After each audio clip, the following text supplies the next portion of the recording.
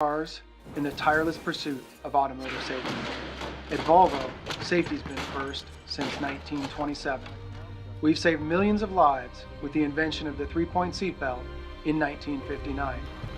At Volvo, we've made driving safer for you and them. Visit safety.finleyvolvo.com to learn more. So they say if you give a man a gun, he'll rob a bank. But if you give a man a bank, he'll rob everybody. The good news for you is Private Money Club runs solely on peer-to-peer relationships, which means no banks allowed. So finally, there's a community for real estate entrepreneurs where it is truly a win-win solution. This community is a place where you can connect with other lenders and other borrowers, and the end result's massive growth for you. You get to build your real estate empire, and you get to do it solving other people's problems. So if that sounds like a place you want to be, well then join us. Go to privatemoneyclub.com/Kelly. And if you want $500 off, just add the code Kelly500 and I'll knock $500 off the premier membership. We'll see you on the inside. When I say the champ is here, I cannot stress this enough, that the champ is here. And it's incredible to be able to have this young man on the show today. I've been chasing him. I've been chasing him on LinkedIn, and he kept saying to me, I don't know what I'll say. Do I really have that much to offer, all these things? And then to be able to research and be able to go into him, it's incredible because there's very few people that can say that they have mastered the entrepreneurship game, large company executives, small business owner, and also being a Navy SEAL veteran. It's incredible to be able to see how he has been able to transcend not only through the business aspect, but through the personal aspect, and have the respect of his peers when I mention his name and say that I know him. And I'm going to leverage him all over this community because my friend Nick Horgan thinks that I'm the coolest person in the world because he's on the show today.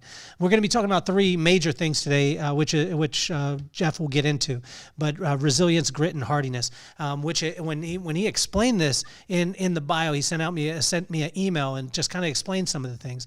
It always blows me away how the service to our country and being in the military, and not only in the military but at the highest level like Jeff was, that he was able to take those same principles and apply them in small business, in entrepreneurship, in large company executive positions, and also too in his community and with his friendships. So it's my absolute honor. Thank you for your service, sir. Also, but it's my absolute honor, my pleasure to force this guy to be my friend. So please welcome to the show, Mr. Jeff Engel. Kelly, I don't know. I feel like I owe you $1,000 for that. Like, dude, let's overstate it a little bit more. So, anyways. Well, I want to jump right in because there's two sides to military service. A lot of times, guys get out of military service and they kind of flounder a little bit because they were in a structure and they were in this structure, they were in this family, and then they get out, and it's like. And it's so sad to see sometimes where they go I always see it one of two ways. There's maybe a couple more, but I see the major two. One, that they go and they almost kind of are lost. And then there's the other side that, like yourself, where you apply the principles that you had in the military and the resilience, the grit, the hardiness, and then it just catapults you because of the principle base. So what is the difference between a person coming out and utilizing that as opposed to it becoming their nemesis? Really good question. And man, there's a lot of ways I can go with that. So John Paul DeHorio, who you, JP, who you I kind of assume, Paul Mitchell hair care. Probably more people would know him as the Patron guy. Yeah. In 98, I had a conversation with him. And by the way, he had the coolest car ever, or I should say the coolest stereo inside his car. He opened up, I spent about 3 weeks with him on some stuff we were working on. And one time he opened up the car doors and opened it up, and beautiful, like gorgeous music. The mariachi band, I thought the band was literally inside. But there was one of the conversations that really stuck out with me with that. And I asked him, I go, hey, how do you run so many different businesses?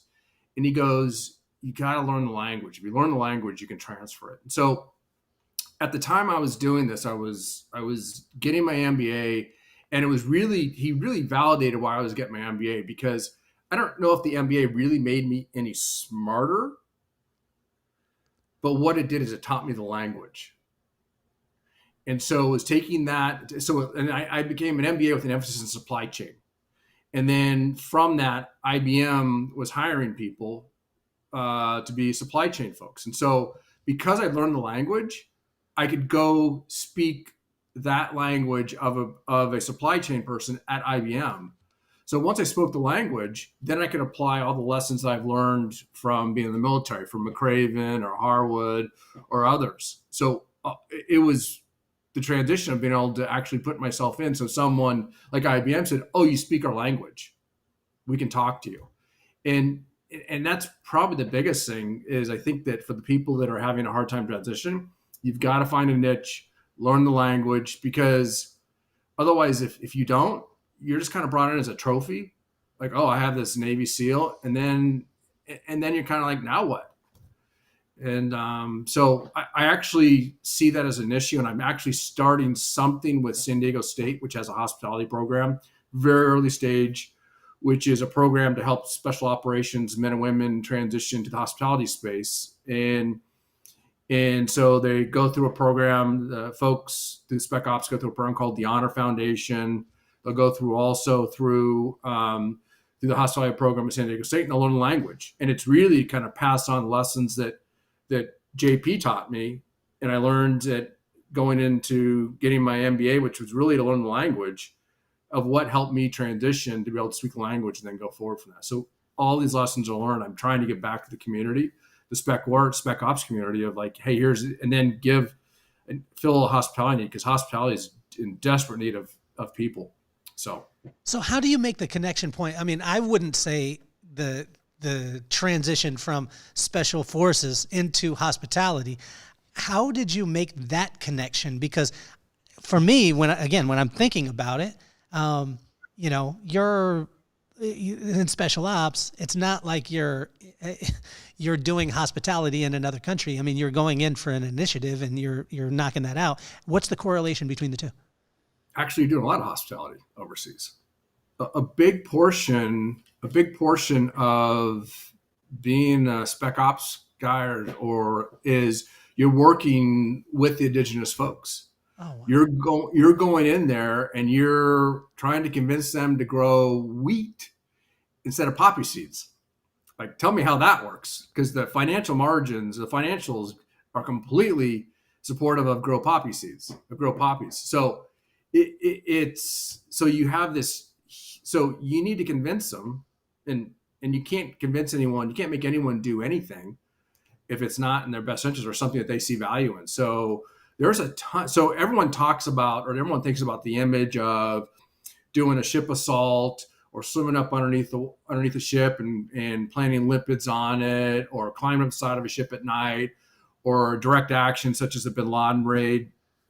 But that's actually only a small portion of it, because you have to be able to work with the folks that are in country that you're trying to support, and because you rely on them heavily. They're all part of the team. So a lot of hospitality and spec ops, ton of it, way more than people realize. Because if you can't become hospitable to the people that are in the people that you're in their country, and they can't get you, and you can't get them to open arms, then you're never going to be able to serve, never. And that's what hospitality is. It's about service. So Jeff, you were a part of a team that was like a 15,000 person team that did $400 million in revenue, and you took them to 31,000 employees and $1.2 billion. Okay. Obviously it takes an immense amount of discipline, a focus, a lock in. You have the ability to be able to do this, and especially with your background in the military and especially in special ops, to be able to focus at a high level. How are you able to keep empathy when you're dealing with people in a company that maybe haven't gone through the things that you're going through? And like a lot of the decisions that you made in your career early, it was life and death, right? It was like, if you make this decision, then you're going to live and your team's going to live. And if not, then, but how do you keep the empathy when you go into it? Because I think a lot of times when someone has gone through what you've gone through, when they go in to lead, they're thinking that everyone else should be performing at the same level that they're thinking. Oh, no.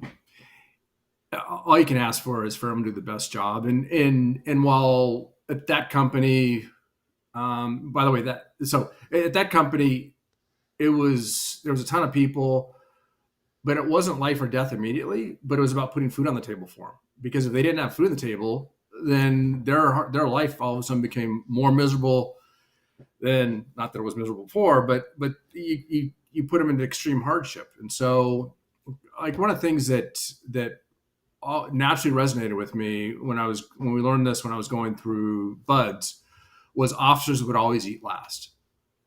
And so everyone says, oh, it's a noble reason. You always want your troops to eat first. And I'm like, no, it's even more simple than that. Like, if you eat last, you make sure everyone eats because you're hungry and you want to stop the pain in your belly. So it's really kind of a selfish reason. Like, you want to make sure everyone eats because you want to eat. And if you solve your pain last, then it's easy to take care of everyone else.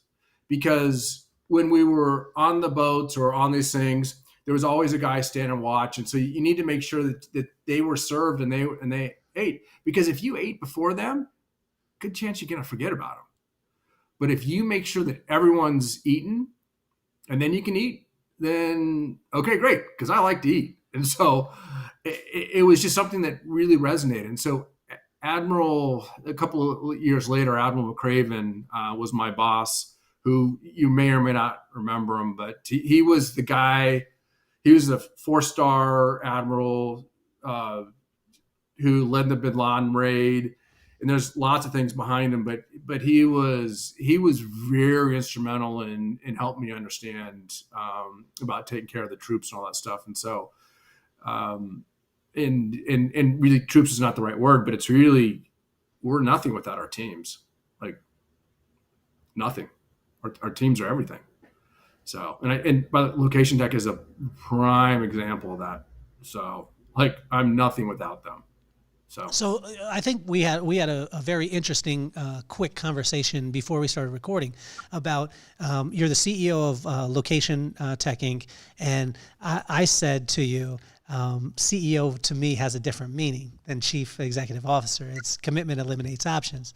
And you just shook your head and you're like, yeah, I mean, it's a different. Can you talk about the difference between the CEO and any other C-suite in a company? Yeah. Much better to be any other role except for CEO. Because when you're like the chief revenue officer and else, like, you can leave whenever you want. Like, you're like, hey, I'm out of here. Problem with your CEO, you're going down with the ship. Like, you signed up and you're taking it, you're writing it down. It's like Captain of the Titanic. You stand there and take it, and you have to take it. Unless your board says something otherwise, you don't leave. It's kind of that obligation, because you have everyone on your team, and really it's not about the board, it's really about the team. Like, the team's there dependent on you. And if you bail, what have you done to the team? Like, it's not fair to them, because again, you're nothing without the team. Jeff, how do you make people feel that they can do things at a higher level? And the reason why I say this is because with the different, business places that you've been, you've constantly grown people, you've grown companies. I mean, I'm not saying that you have the Midas touch. This is what my friend said the other day. My partner, Eric Compton, I called him and he had just started a business and he was profitable on the first day. And I was like, man, that doesn't happen in any business. And I said to him, I was like, and I said to him, I said, man, you got the golden touch. He said, no, I just keep touching. And he was helping me to realize that all the times when it didn't work out, I didn't hear about, but the times that I did hear about it, it was when it did work out. But how do you make people feel like they can, like, to be able to give them the energy where they can move forward? What are some of those components? Because you see CEOs, and sometimes it's just about them. It's the power structure, right? The old power structure of everybody serves the CEO. We got to make him look good, all these things. You seem to have a different thought process in it. Take us behind the scenes there. I don't know. And by the way, not the right answer. So I don't know. Yeah, I think I kind of have this, maybe it's a DNA gene that I'm missing. Because um, I don't think I've really done anything that special. Oh, And hold on, Jeff. Jeff, but you come let me on. explain. Let me explain. So early on, in about a year and a half, I was in charge of in the Navy. I was in charge of 100 people, and I thought that was normal. And then so and then going through buds. So there's a stat through buds that if you have a average graduation rate is about 25%, if you have a good childhood, your chances of making it through are single digits. So I'm kind of like, oh, what the heck happened to me in my childhood that I don't remember, like some trauma that happened, because I'm not a single digit guy. And so I literally, I literally tore apart my life. I'm like, what went wrong? Why do I not remember this? And I don't know what, if it was something my mom or dad put in me. But I just don't kind of recognize, I expect everyone to be able to do what I'm doing. And by the way, everyone around me is kind of better than me. And so as an example, so I work for Admiral McRaven. Um, like so many good lessons, conversations that he had with me. Like I could spend 5 hours, like I could write an entire book just on conversations from McRaven, like literally of how he made me better. But I work with some really top talented people. Like there's I don't know if you remember Captain Phillips, the movie Captain Phillips with Tom Hanks. Yeah. So one of the three snipers, one of the snipers was actually was in my platoon. Another guy that was in my platoon was used to get when Queen Elizabeth was still alive, used to get a birthday card from her every year. And when you go to Buckingham Palace, she would tell her security guards, "It's okay, I can walk with this guy alone." And it was all because of what he did. So I was with some really talented people, and and by the way, it's so in the Navy, some I was better than some, and some were obviously better than me, because one of the guys was out for the Medal of Honor right now. And by the way, he really deserves the Medal of Honor for what he did. But I came across the folks at Location Tech, and the tech so I bought the company, and I gave them put equity into them, and the reason why I did it, because the tech was just okay at the time. But what I realized is everyone that was part of the team was better than me in their respective roles. And I realized that that opportunity was never going to come across again. And so I think it's less about raising everyone up. It's around being around peers that are just that good. And by the way, I've had someone say, "Well, you need to raise your game up." I'm like, I'm doing the best I can. Like, lady, I'm doing the best I can. It's like I'm taking a class at University of Columbia right now in mergers acquisitions, and I took a bunch of classes at the University of Illinois Urbana on digital marketing. So I'm always trying to make myself better. But at a certain point, you can only be so good. But when you surround yourself with people that are better than you, then game on. And so I think it's less about raising everyone else, but it's kind of surround yourself with people that are just really, really good, and then they raise everyone. And you've got to be careful about the person who struggles and is not right for the team. Is how do you get them off the team and doing the right thing? And so, in the Navy, I never fired anyone. Was always able to figure out how to make someone work effectively and help them rise up.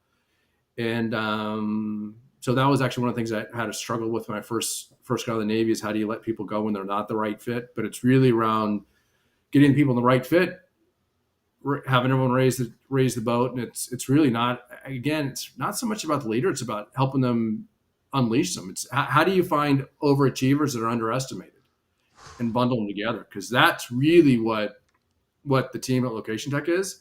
Like, maybe they weren't underestimated, but man, are they overachievers? Like bar none. I take them into meetings at Motorola, and I have no problem. Like, I'm not concerned they're going to say anything stupid. Like, I just got to keep my mouth shut and let them do the talking, because they're like so talented. And we're doing some work with Motorola, and we've been doing it for a while. And I know that we're not even near our capabilities, our limits of what we can do, but it's solely because this team is so good. There's nothing that we're being asked for Motorola to do that they haven't done or seen already in the tech space. And so it's more about surrounding yourself with the right people, as opposed to, and then it becomes very easy. So Jeff, how do you foster that type of humility though? Because it takes a very humble person, which I learned at a point in my career where you allow others to shine, and that's not a common thing. So how can a person foster that? Did that come from lessons from your parents growing up?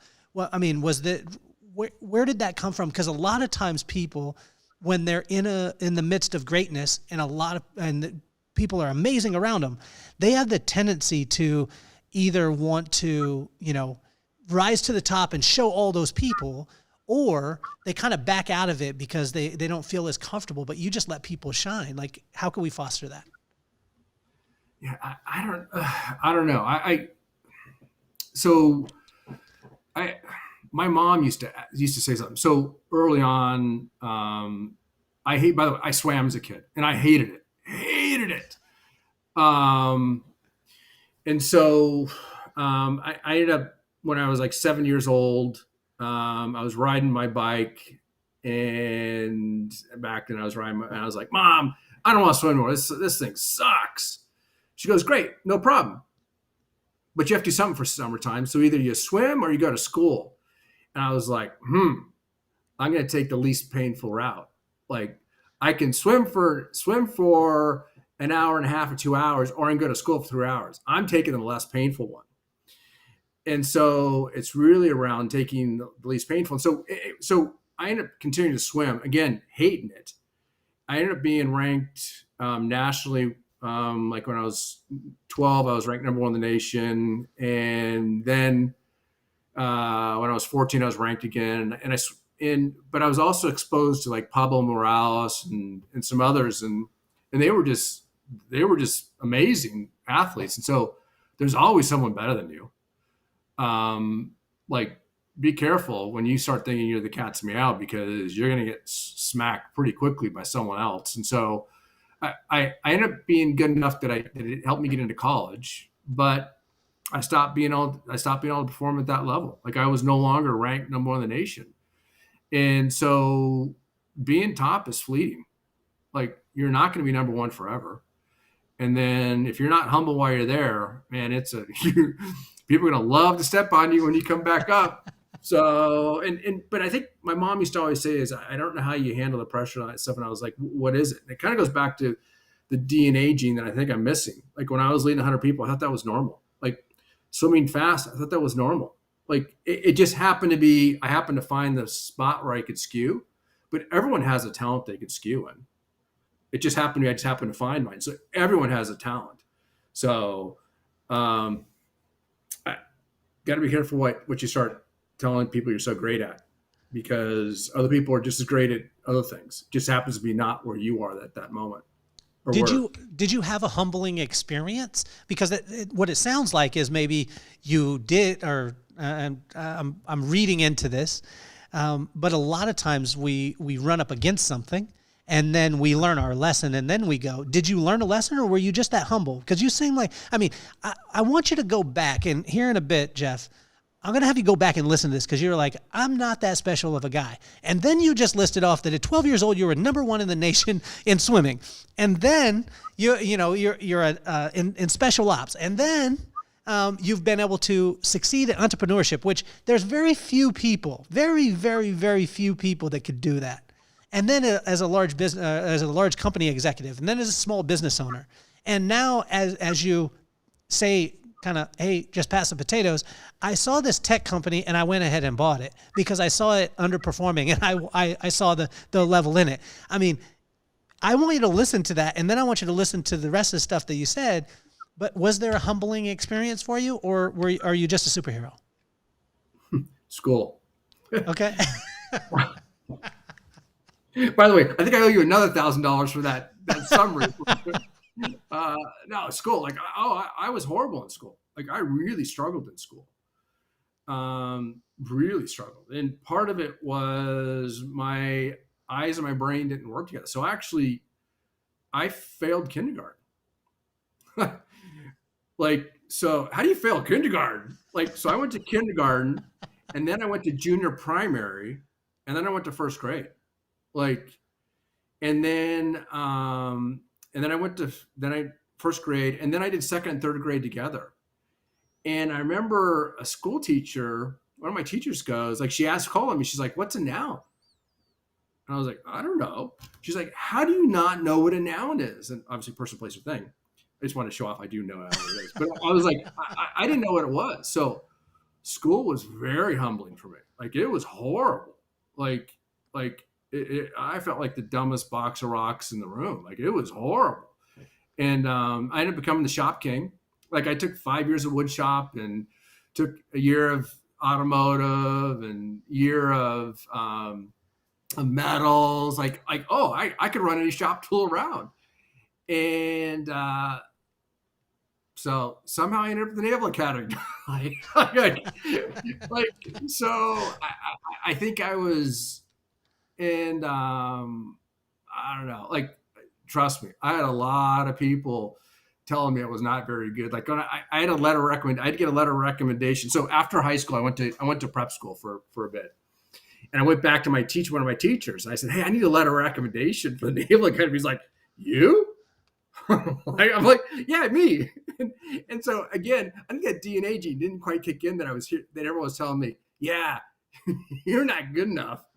I'm like, "Okay, whatever." Like, so I think I was like bounced on, like, not the cat's meow, because I had plenty of people telling me I'm not the cat's meow.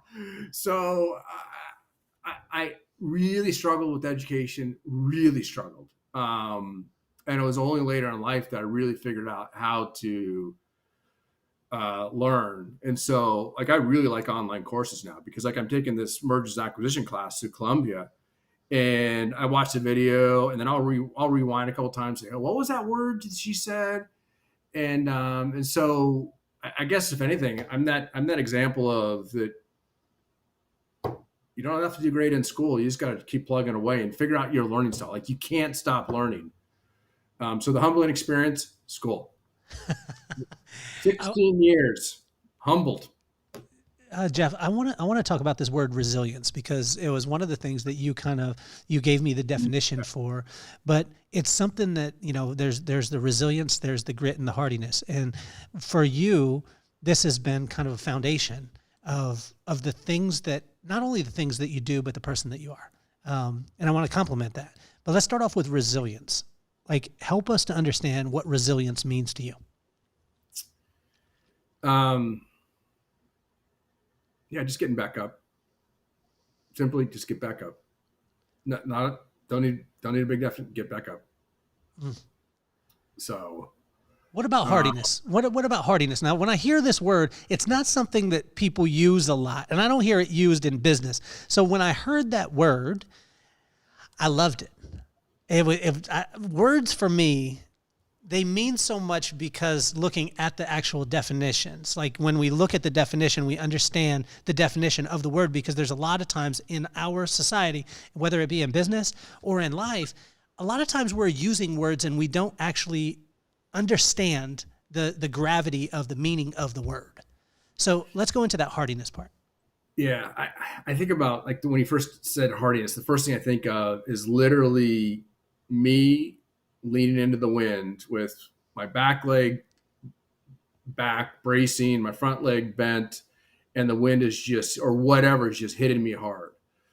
And as a CEO, that's the position you are, and you're hoping you're blocking the wind or whatever's hitting you from the people behind you. Like the CEO, that's your job. Like, of just taking the hits and being hardy enough that you don't fall over. Because as soon as you fall over, then everyone behind you is getting hit. And so hardiness is staying there. And then resilient is hopping back. As soon as you get knocked over, hop back up and stand there again and just stand there. And you just got to take the lumps and don't quit, which is, again, don't like being CEO because you can't quit. So you just, and a lot of those things are lessons from McRaven. Like, so in one of his books, he talks about standing in front of the green table.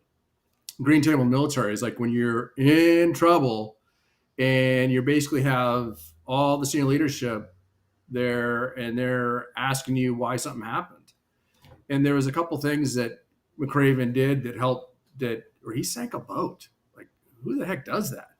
And it was actually a precursor to something else that happened to me previously, where I was on a practice op. I got stuck. It was at night, big surf, etc. I got stuck and couldn't work past the problem. The problem was bigger than my platoon and I could handle. And so we didn't go. And so McRaven next day said, "Hey, you got to go back." And I was like, "Of course." I can say, "Roger that.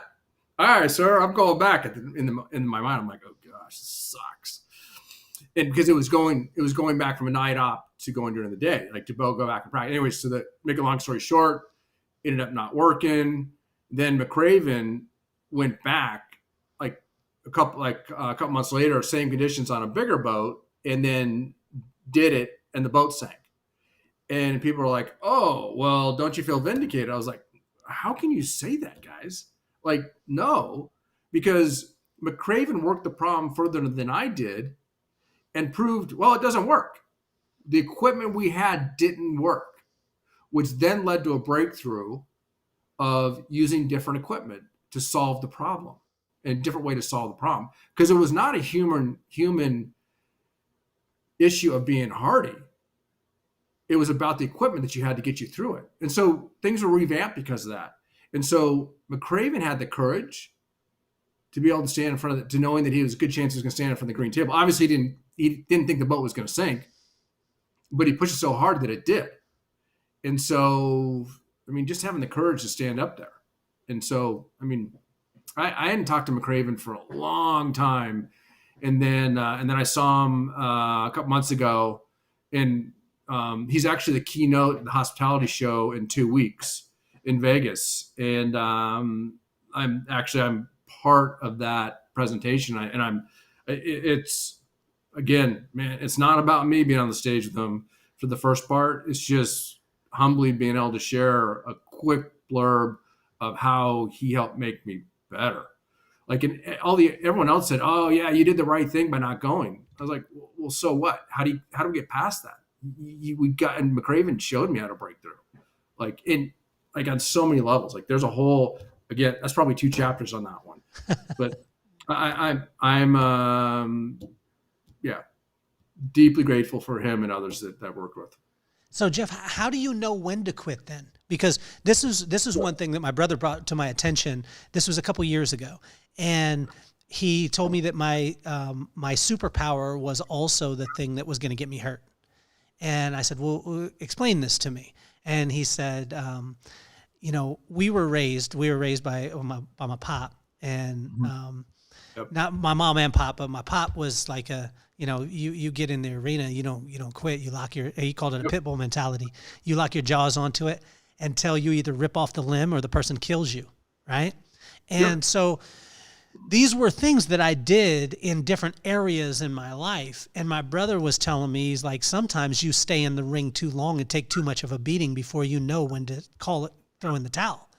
And there was times in my entrepreneurial journey where I would literally say, like, I'm not going to quit.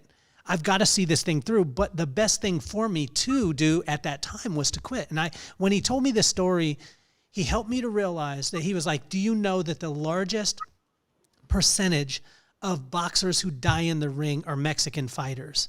And he said, "Do you know why?" And I said, "Why?" And he said, "Because the resilience and the fact that they won't quit. And sometimes they need to step out the ring." How do you know when to, or is there ever a time to step out? Oh, there's always time to step out. Like always. I think it's so. early on, and I don't know why I thought this, but I was always, when I get to be 65 or 80 or 110, I hope I don't live to be 110, because then not going to be good luck. It's going to be an issue if I'm 110. So we're not going to be getting around so well. But I never want to have regrets. And it kind of goes back to the motto of stand in front of the green table. So I don't, and it's actually why I became a SEAL. So I didn't want to look back and have regrets. And so for me, when you're okay 2 years from now looking back, if you quit and saying, yeah, I made the right choice, then you can quit. If you're going to have regrets that you quit, then you got to go longer. Even though it may not always be the wisest thing, for me, I've got to take it to closure so that I'm at peace with it later in life. And so I originally didn't start out as a SEAL. I originally started out as a surface warfare officer. So after the academy, I was on Battleship New Jersey. Awesome experience, which was it's a battleship with 16-inch guns, like amazing when that thing would fire its guns. And anyway, so grateful for that experience, and worked for a gentleman by the name of Joe Herger. Again, another great leader, not a SEAL, but a surface warfare officer, and great. And there was a couple of things where he just stuck up for me and stood by me. But I don't know. I'm deviating significantly from the question. I just think there's lots, but we'll keep going on. I'll shut up at this point. No, I love this. Let's talk about the grit part, because I think that the difference between, for me, when I see someone succeed, and when I want to make sure that when I say succeed, it just means that they are serving people at a high level, and they're getting rewarded for that. I'm not talking about success in just the monetary aspect, but every time that I see someone who succeeds at a discipline, whether that be in their marriage, their relationships, their business, wherever, grit is something that they have. And can you help us to understand, like, number one, is it born in? Can you develop it? And first of all, what is it? Yeah, I don't know. I think I think grit. Grit has. I was going to say it's you either have or you don't, but I would disagree with myself quickly on that, because I think grit can be built, and it's one step at a time. And one step at a time. So like in swimming, you don't start out, so as your kid, you don't start out swimming 2 hours a day or doubles for 3 hours. Like you start out one step at a time. And so one of the things that, and again, don't always look at things the right way or how others look at it. So early on, I talked about swimming. So when I was like 15, I knew that, because again, I talked about academically, I wasn't the greatest, but I knew that swimming was going to help open some doors to me otherwise. So to get to swim practice, I used to have to ride my bike 20 miles to swim practice. So I'd ride my bike 20 miles, swim for 2.5 hours, and ride my bike back. And people would say, how do you ride your bike there? And I heard what they were saying. They're like, how do you physically do that? And I was like, no, it's not a physical problem. It's a time problem. It's a time problem, because it would take you 45 minutes to drive there, but it would take me an hour and 15 minutes to ride there. So I had to leave 30 minutes earlier. It's a time problem. They go, what do you do when you're tired? Well, then it takes me an hour and a half to ride home. Like, it's a time problem. It's not. And so, sure, the first time I did, I was like, oof, this sucks. But then eventually you get there, because that portion, because man, I didn't know like that, because again, academically challenged. Like I didn't know how I was going to work myself out of the problem unless I did the one thing that I knew that I could do well. Even though I hated it, I'm like, I just got to keep doing this. I just got to keep getting up, going to some practice. And yeah, by the way, it was miserable sometimes. And so, but you get up and you just do it. And so when I went through BUDS, there was nothing that I hadn't already done before. like really, like, so that there's like, so sure there was variations of it. So like one of the things you have to do is you have to run 20 miles in soft sand in boots. And so I'd run that far, but never in soft sand. But I had done pieces of it. I just hadn't done it all back together. And granted, Hell Week, which starts on Friday or starts on Sunday and goes all the way till Friday, and you get your first sleep on Wednesday. Granted, I love my sleeping. I love my naps. Trust me. And I was like, but you just keep going. And so you get your first able to go to sleep the first time on Wednesday. And as you're going through that on Thursday night, kind of like there was like Thursday night or Wednesday night, we're down at the demo pits, which is this area that's in the middle of Imperial Beach on the beach. And it's just explosives going off around you. And you're in this pit, it's full of water and it's pretty miserable. You're cold. And they were running, and the instructors were running us back and forth the ocean. And I remember running back, and I was running to the ocean, and our class leader, Dean Valentine, was running towards me. And I remember stopping. I stopped him, and I gave him a big old hug. And I was like, I didn't say anything, and I didn't let go of him for probably about 3 seconds. And then I let him go, and I ran to the ocean, because sometimes you've got to do those little things like that just to recharge yourself.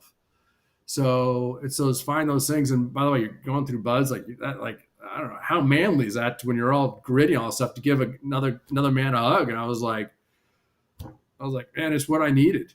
And so sometimes you got to figure out what you need, and you got to go grab it. And so, I don't know, lots of things, but back to I started talking about being a SWO. The reason why I became a SEAL is I knew later in life I'd regret it if I didn't do it. And I said something to one of my friends, my best friend at the time, Chris Fong, who actually my kid's named after, my youngest kid. And I remember like, oh yeah, I was going to go SEALs, and I was so disgusted with myself that I said that, because if you're going to say that, then go do it. There is no excuse. Just go get it done. It was because, I was mortified that it came out of my mouth, because I always struggle with people who said, oh, I was going to become a Navy SEAL, well, you didn't. So shut up. So anyways, like I knew if I didn't at that point, so I said, I was like, look at myself, I was like, okay, I got to go, because I'm going to regret this. And the reason why I turned down originally, I was so scared of heights, like petrified of heights, like knee buckling. And luckily jump school is at the after buds. Uh-huh. So you have so much going on that like, you're like, hey, you can't be a buds graduate and not go and not jump. Like you'll be the laughing stock of the world. So, and they put you to the training and you go out the door. And so I eventually got over it to the end. Like my last jumps, you see I have a big smile on my face, because I'm like, it's one of the things you start faking it till you make it. So every time I jump, I'd put a big old smile on my face. And at first it was a fake smile. I'm like, I don't like this. Like, it's high. I remember I don't like heights, but eventually it got to be okay. Like I overcame this. So back to the grittiness. It's a step-by-step thing. You just have to keep working through a little bit at a time, a little bit. And eventually that fake smile becomes a real smile. Eventually you get over your fears of heights. Eventually, which actually you get through the ability to work through your fears. Because I'm still, by the way, anyone who wants to kidnap me and scare the crap out of me, take me to the top of the building, and no problem. I'll do whatever you want. But so how do you produce the grit in, like with Logitech Inc. now? You guys are doing some amazing things. You were just talking about partnership stuff with Motorola. You guys are doing some phenomenal things, and everyone has the utmost respect for you and for your company. But a lot of times when there's success inside of a company, like a lot of time, how do you produce, or can you, the grit? Because Nick and I were talking about this the other day. When you grow up in adverse conditions, like when you said I rode 20 miles to my swim practice, that's no joke. That's like a grandpa story of I went uphill both ways with no shoes in the snow, right? But you have that, so it produces this grit. And then Nick and I were talking about this because we live in Carlsbad, and our sons like go on prime runs, and a prime run is going to the grocery store to see if the grocery store has stocked the type of prime drink that they want, and we take them there. It's very hard to produce grit in Carlsbad with our kids doing it. How do you do this in your company with Logitech or with Location Tag? How do you produce grit, or is it something that's consciously happening, or do you make people aware of it? Wow, I'm going to say something politically incorrect right now. Let's go. So I'm a white male who's been pretty privileged, but I recognize that. And what I mean by privileged is I've had opportunities. Like I wasn't the best student, but I still got on the Naval Academy. And I know when people say it's like, yeah, but you got in, and more importantly, you graduated, et cetera. Absolutely. But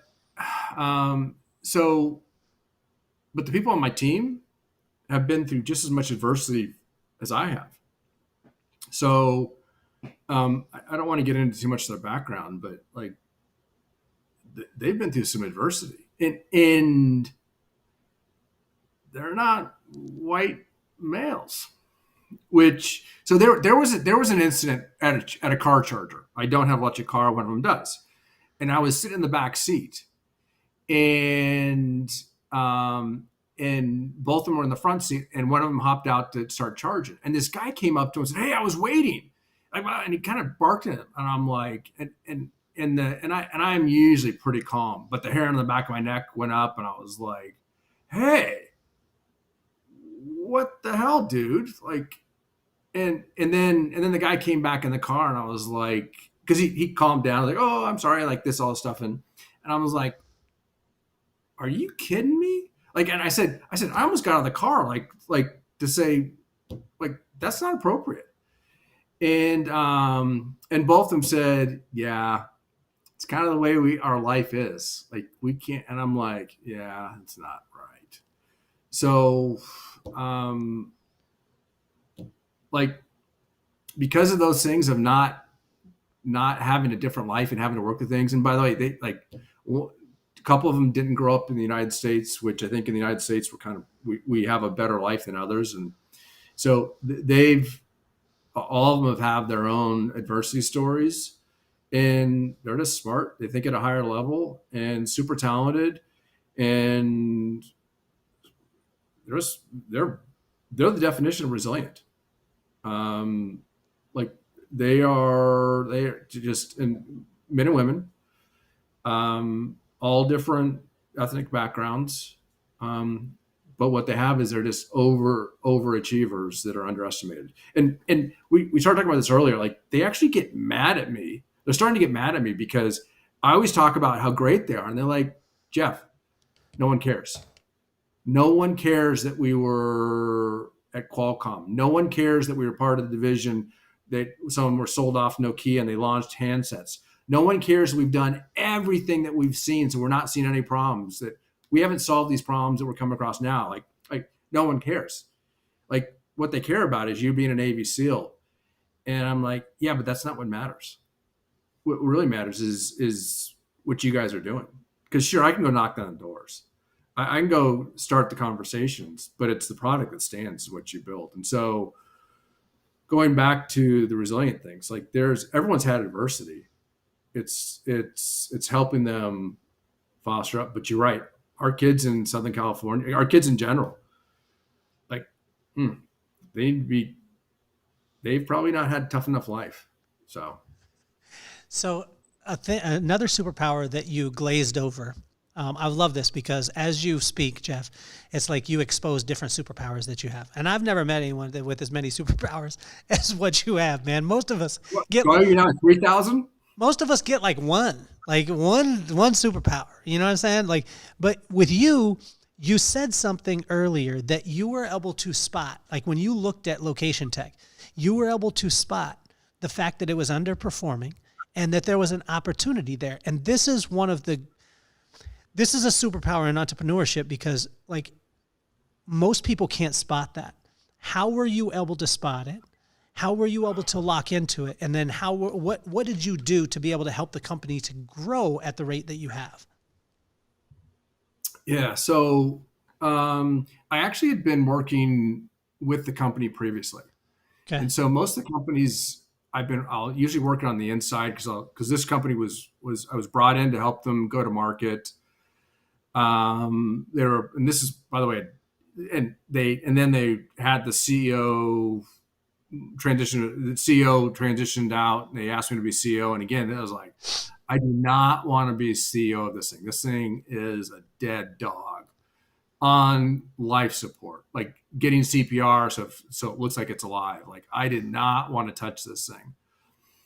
Oh gosh, it was horrible. Did not want to be CEO, but then I reluctantly said yes because why? Don't know why. And then the tech was a disaster, and this was like it was just a disaster. And tech was actually okay. It was actually okay. But after I took away all the noise and I looked at the team, I was like, oh my gosh, like this is raw talent. I'll never be able to pull this together, this team. And so it's really because someone else had pulled the team together and I happened to be inserted in it that I realized that here's where it is. And so back in my background, so what we do at Location Tech is we do indoor location, meaning when a mobile device is triggered, we know not only where they are, what floor, but what room they are. And so in hospitality, 50% of housekeepers are harassed. It's actually kind of a problem. So the next time you go into a hotel and you see two people from housekeeping, recognize that at least one of them has been harassed. Wow. And most of the time they don't want to speak up because they need the job or they want the job. And so there's lots of reasons. So it's partially a way to serve. But what ended up happening was back when I was in the military is if we would go and we do pre-planning is we'd have a whole layout of the buildings. And so we knew, or the ship that we were going to assault, like we had a pretty good idea of what we were going to do. The problem that I saw was if you have people that need help, and you're a responding force, you don't necessarily know the building. You don't know how to navigate. And so we had this really robust system that give maps and location and how do you get there and all that stuff. And I realized, we're way ahead of the market. So we just scaled back our solution. And you want a simple panic button? Great, we got it. And it's actually the reason why we started to work with Motorola. Is now it happens like when I'm speaking a little bit out of turn. Well, let me go back to a problem that I had if I was an assaulting force. If I was an assaulting force and I was walking on a thing, it would be great if I walked up and someone handled me a sand table or a dry erase table or a tablet, said, here's the maps, here's where all people are staked out that need help. And we don't know where the shooter is, or we don't know where this is, but here are the people you're doing. So at least I'm given 75% of the problem that I need to solve. So then I can systematically work through this. And so like the school shootings, which are horrific. But if I was an assault force and I walked up and I was given a digital map of here's the schools they're doing, then all of a sudden I go, okay, guys, men and women on the assault team, here's the plan. Here's where we're going to go. Let's go. Because now what I have is I have something that gives me an ability to react through. So 3 years ago, people were not ready to hear that story because this was all before the school shootings going on. But we've been ready to do this for a long time. So when SWAT team walks up, here's your tablet, look at it, here's the maps. And by the way, the school administrator doesn't have to do anything. Just go, here's the map, here's the thing, here's the keys. Good luck. So, so we've been like, we're so far out of the market from technology wise and what we can do. And so we just scaled it back. So our roadmap is done for another 3 to 4 years. Like, and actually our technology is already there. So and we're solving it one way. And when pricing comes down on another set of hardware, we're ready to switch to that. Like we're golden. Like, and so it's just a matter of just waiting for the market to come to us and market to grow. And so again, because of the talent and the team. And so that's why we're positioned the way we are. So, so one thing in hospitality, we spent all our time on tech, which is exactly opposite most people do. And we spent less time on go-to-market. So because we did this during COVID when the market just shut down. And so we stopped focusing on go-to-market, and we literally sat in a couple of hotels and had 90 days where they were shut down and just walked around and kept breaking the system, saying it doesn't work right and solving all these corner cases. And because of COVID, which everyone else was a crisis, don't waste a good crisis, make it an opportunity. So we spent 90 days in there and just kept solved the initial problems, but then just kept breaking it and breaking it and breaking it and getting better and better and better. And that's been where we've been able to grow this. And so I was on a call with AWS earlier today. Probably shouldn't talk about that, but with AWS talking about how, because one of the great things about them and Greg, who was on the call with, was how do we scale faster and how do we do this? So it's really around setting the stage for all this stuff. And because the team had worked for Qualcomm for so many years, they built enterprise level products. So we're already at enterprise level. So we don't have to worry about scaling. Like we're already there. So scaling with Motorola, yeah. Scaling with AWS, yep. Like it's all there and our roadmap's done. So, which we built it all before we started bringing on customers. And really, but part of that was because we were in a position that we could do that. We were in a very unique position. And so, I hope that answers your question. Absolutely. A thing that I heard the other day, which I hope you can help me with this. I didn't agree with the statement, but I want to see, I could be wrong. I've been wrong a lot in my life, and I'm married, and my wife will let me know that when I'm wrong. But a person said, and I've heard this a lot, which is the way that you do one thing is the way you do everything. And I completely disagree to this statement. The reason why I say it, because I've seen a lot of fat dudes who are really, really good at business. I've seen people who fail in their marriage that are phenomenal on a basketball court or a football field. And when I look at this, and people constantly say this, and I know that maybe they're meaning it in a different way, but I see people that are grossly out of shape that are phenomenal at something else. And if they applied what they were phenomenal at to their diet, then they would be fine. I don't believe that the way you do one thing is the way you do everything. Can you help me with this and help me to understand it? So I was listening to one of your podcasts a while, or maybe it was a podcast or one of your content. So you said your wife, right? Yeah. Yeah. So one of the things you quoted her a while ago, not that I'm trying to help you get in a fight with her, but I am curious how this goes over. One of the things that you quoted, I'm not going to quite get it right, but it was like, it was about, you have to speak at where people are at where they're at. I don't remember exactly the saying. It's they won't hear or they won't see what you do. They won't hear what you say. They'll only hear where they are at. Can you, by the way, that is the guiding principle. And so in business, for the customers, you have to speak with where they're at. So my first startup after IBM was an e-procurement company. And some IBMers and I went over to a company, and it was actually founded by an Israeli special forces guy, really good guy. But we went in there and we developed technology all around what we were doing at IBM. And IBM, again, was so far ahead of the market in procurement and supply chain. Like they had just won the Purchasing Awards, which is the top company in the US or whatever, or world maybe, in procurement. And what we had done is we'd built a product that was for IBM caliber people. It wasn't for the average company. And so we ended up having to dummy down the solution to get it to be at where the people wanted to do. So if you're able to adapt to figure out where you need to be with where your skill set is, to start there for that other domain thing, then you can grow out of it.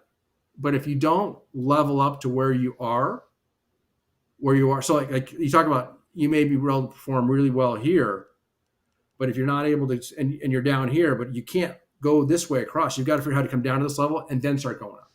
Okay. And so it's really around, and so in the SEALs, they talk about, and you hear this all the time, you got to learn to crawl, walk, run, sprint, etc. You've got to take that skill set where you're able to sprint over here and then go back down here and figure out and start crawling, and then slowly work up. And if you do that, then you can apply it anywhere else. But you're not going to go straight across. Like if you're a world-class swimmer, you're not going to go straight across and become a world-class boxer overnight or a world-class business person. You've got to go back to the fundamentals. So when we would do contact drills in the Navy, in the SEALs, every time we'd go back and start with a new platoon, we'd go back to basics, like shooting, get your shooting skills down. And then we'd start doing, and then we'd literally go do shooting drill or movement drills with outer guns. And then we'd start doing it with our guns without shooting. And then we'd do it with blanks. And then we'd go live fire during the day. And then we'd go live fire at night. So, and then you go back and you start another platoon, you go back and do it all over again. Wow. So it's about starting at the basis level of where you need to go. So I'm going to agree with your wife if you try and go straight across, but she gave you the answer when you quoted it about, you got to figure out where you're at that level and then rise up from there. Basics. And by the way, there's nothing wrong with crawling. Well, I want to give my wife some love too. That statement, we were actually at an event. My wife and I were at an event, and somebody said, the way you do one thing is the way you do everything. And I just disagreed. And she looked at me and she was like, I mean, my wife doesn't believe in any absolute, like, because there's going to be the person that is the triathlete that's phenomenal in business, that has a phenomenal marriage, Beaver Cleaver kids, all the stuff. Yeah. But when you talk about absolutes, that's where she has challenges. Yeah. Oh, by the way, I've heard you talk about her many times, all this stuff. Like you have an awesome wife and a great partner, and she's like, she has a lot of wisdom. You can write a book off her quotes. And she's so humble in it. I mean, it's unbelievable. So what is the difference? I mean, this is kind of the holy grail, Jeff. What's the difference between the company that succeeds and pushes and continues to innovate and the company that does not? And the reason why I say this is because I used to think as a kid, no, it's just the best product. Like if you just have the best product, everything's going to be cool. And then I realized you can have the exact same product, exact same price. You can actually have a product that was a little bit higher priced that was exactly the same as somebody else's. And if somebody wanted to do business with you, loved the vibe that you had in your company, they would want to do business with you. But what's the difference between like a location tech and another company who isn't so far ahead of the market? Like when you said it, that's another superpower. You're waiting on the market to catch up. You've already got the tech. And when you said that, it was like, I mean, that's unbelievable. You said it. It's customer. It's 100% the customer. Like the company is nothing without the customer. Like at the end of the day, it's always about, this kind of goes what we're talking about. It's always about everyone else. It's never about you. Never.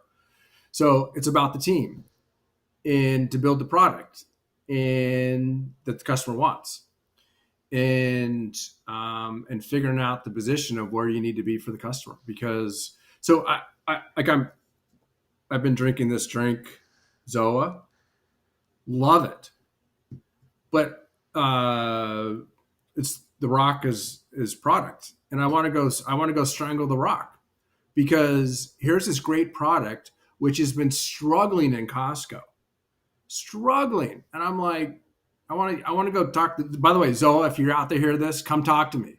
Like I will tell you how to get your product working. Like it drives me crazy because I have to run around whenever I see it at Costco. Like it's been pulled out of Costco 3 times, I think. And every time I see it, I grab like 4 or 5 cases from it. But they're missing the consumer engagement piece. Like if you don't get it in their hands and give a consumer the chance to grab it and talk about it, they're not going to know about it. And by the way, it's a better product than some of the other leading drinks out there. Like it's just a better. I've tried them all, and Zoa is a really good drink. Like I drink one every day, and but it's all about the customer, all about the customer. And by the way, if Zoa's listening, come spend 15 minutes with me, and I'll tell you how to fix your problem. So the company that we referenced earlier, from 400 million to 1.2 billion, that was all about launching products and so customers used to pay us to help get their products in the market and get customers to come back and not only initially purchase, but how do you get them to do repeat purchases? It's always about the customer. It's never about you, and it's about the team helping build the product that the customer wants. Always about the customer. So you can have the best product in the world, customers know about it, or you can have the best product in the world. If you're a jerk, customers aren't going to buy it from you. I mean, you can be at a problem with a startup. You can get there's 20 things. Let's just example. There's 20 things you have to get right, and if you miss one of them, good chance you're not going to make it. But even with that, you still may not make it. And so the problem with startups is the failure rate's really high. Because if you think about a startup, is just like starting a project in a company. And in a project in a company, if it doesn't work, well, yeah, you move on to the next thing. The problem with a startup is that project is everything. Everything. And so I don't, when you're in a big company, so I remember when I was working at the large at IBM, and I was like, I'd have these startups, and I don't think I really put it in perspective of like, man, this is their bread and water. This is their food on the table. And so the lessons I learned is I kept, like with location, like I was like putting myself in a position where I can't be taken out. So financially structured, like so that we can't, because I lost a company once, or we ran out of money, but it was also the market wasn't there. But I knew the market was going to be here, and I knew our tech was right. So I was like, I just got to outlast everyone, and that's really what's going to happen. By the way, all my peers are financially in trouble, like because they've raised a bunch of capital, they have huge burn rates because they have a ton of employees, and we're break even. So we got to the biggest hurdle. We're break even. So now all you gotta do is outlast everyone, and people are going to fade off to the thing because they're not going to be able to keep lasting. They can't keep their burn rate. They're raising money at diluted rounds, or at best on par, which means again, not a great investment. So we're just going to outlast everyone, and our tech works. So kind of like, so talk about being humble. Like no one recognizes it, but we've made it. And by the way, I don't even think the team recognizes it. But I see it already. We've made it. So we're going to be fine. So Jeff, I started the podcast because of my kids, Maddox and McKenna, 11 years old, 14 years old. And Maddox is a little superhero. Kid he's just a joy in life. Like he gets so excited. We went to Fresno one time, and my daughter and my wife went to New York. They went to go and see a Broadway play because my daughter was into that. And my son and I stayed back here in Carlsbad, but I had a speaking engagement in Fresno, and he was like, Fresno, Daddy, this is the greatest thing ever. Then we got to the airport, and he was like, we get to go through security, Daddy. This is awesome. And then he told me the other day, he said, Dad, when are we going back to Fresno? That's his spirit. He's so joyous about everything. I love me some Fresno, but it's not the number one on my vacation list. But it is, I mean, he's just so excited.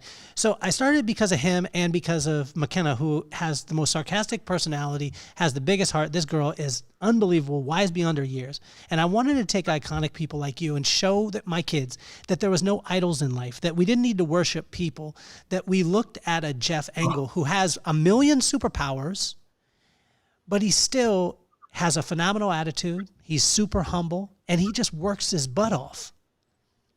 So what advice would you have for Maddox and McKenna? And if you could use both their names, it would be awesome.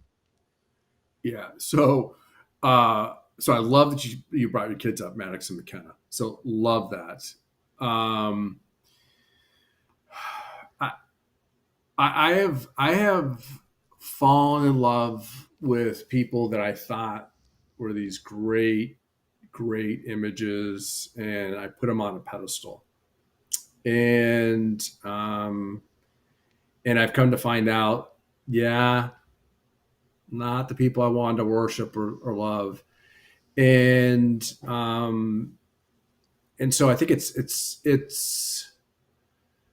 I think it's, gosh, really deep question. Like, I think it's, if I could tell my, like, and I'm actually going to tell my kids this, Josh and Chris, love yourself. You've got to figure out how to love yourself. Like, seriously, you have to figure out how to love yourself.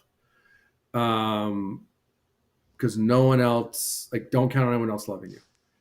And because if you expect that burden to come from someone else, you're going to be disappointed. Like, you're going to be disappointed.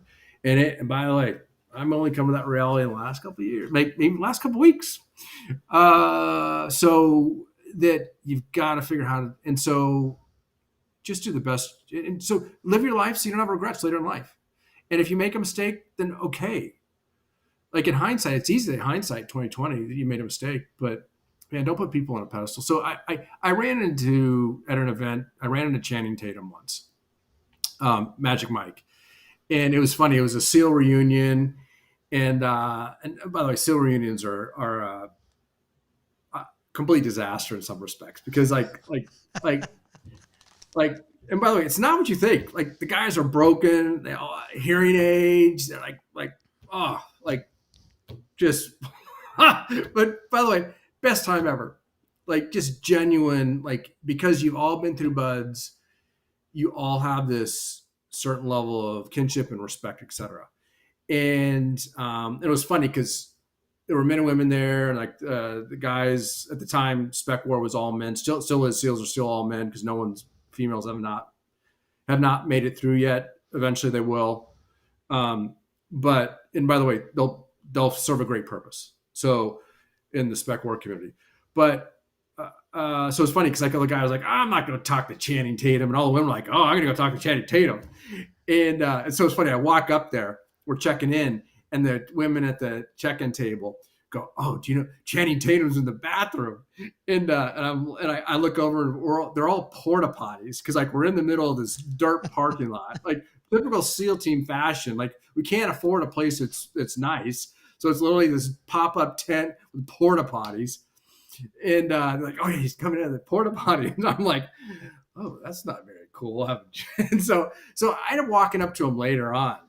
And by the way, other guys are like, I'm not going to talk to Channing Tatum. I'm like, why not? So anyways, I walk up to him and talking to him like a sailor, because I'm definitely in the sailor mode. I kind of walk up to him and I said, what the heck are you doing here? Like, not really realizing how I said it, but I didn't say it in the most appropriate way. And he kind of said, oh. And by the way, my first reaction is, if I'd walked up to him on the street, he would have never done that. He would have like quickly turned away. His bodyguards would have taken over and said, leave him alone. And then he kind of said, well, you guys are legit. And I was like, and I realized, and I kind of said, no, that's not how I meant it come across. I was like, why are you here? Like, we're a bunch of not that old, but broken. And like, we don't make any money. And like, you're rich. What the hell are you doing here? And he goes, and he kind of explained why he was there. And he was working on some movie stuff, etc. And he was doing some profiling stuff. So, but it was a really interesting conversation about people will always find something that's unique about you. But at the end of the day, you shouldn't find validation from someone else. You got to find it from yourself. Wow. You got to find love for yourself.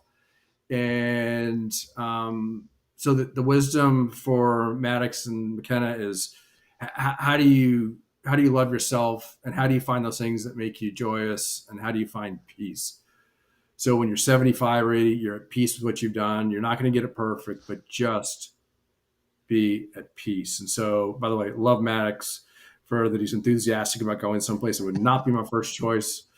San Diego is my first choice, but again, props for finding the silver lining. So, and then McKenna also. Did you say that she's sarcastic? Oh, she is. I mean, she's as sarcastic as they come. You know, I tell people all the time that when every morning we have a routine, we drive to school, and I drop her off, and I say, you're the greatest. She's like, I know. And then I'm like, I love you. And she's like, who wouldn't? And then she just slams the door and leaves, you know? So that's our routine. It's not, and I remember I posted something on YouTube, like a little short of it. I said that, and the person's comment, it was kind of nasty. That's why I don't read the comments, is because he was like, oh, way to raise a narcissist. I was like, no, she's just confident. She knows who she is. And life is tough. like you're always gonna have people coming after you. Like, you can't please everyone. Yeah. And McRaven in his book talked about standing for the green table, and I mentioned already, like, you just got to be able to stand up for people and be at peace with that. And so, okay, maybe you could say that maybe she should tone it down, right? But she's with her dad. That's when she should be doing it.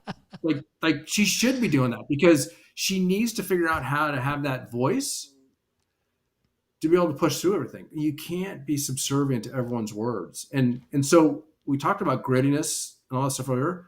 The more people attack me, the stronger I get, because then it helps me go, oh, I now know where the enemy is. Yeah. They're now standing in front of me. So McKenna, keep being who you are and ignore the naysayers, because people will embrace you. And by the way, I love sarcasm. Love it. Jeff, you have been absolutely phenomenal. Now's the time I want to thank all of our sponsors. Thank everybody that's been listening. And you guys have all done it. We haven't done any paid promotion on the podcast, but because you listen, because you share, because you watch, and especially if you're watching on YouTube, smash the subscribe button. But because of you, we've got in the top 1%, 1% globally as far as all podcasts. And that's because of you. We didn't focus on it. It's just something that happened organically because you guys continue to share the show. And I want to thank you, every one of you out there. Thank our sponsors. And Jeff, it has been an absolute pleasure. I can't wait for you to go back and listen, because you dropped so many bombs and so many, wisdom bombs throughout this episode. It has been absolutely phenomenal. Well, thanks, Kelly. Appreciate it. And by the way, we didn't talk about your hair. Like, great branding. Don't ever get rid of it. There's a chapter on that, on your branding. Actually, there's a book on your branding. Like I knew you before because of your brand before that, and your hair matches the brand, all that stuff. So props to you for what you've done. Seriously, you're doing things right. So thank you. Well, I appreciate you. I appreciate you, my man. I can't wait to have you on again. I would like to have another episode with you, because there's so much more that we can explore, and to be able to see the growth that you guys have in your company. It's unbelievable. And so I just want to thank you again, Jeff. You have been, way better than advertised, and you're advertised very, very well. So I want to thank you for that, and tell you that you're officially off the hot seat.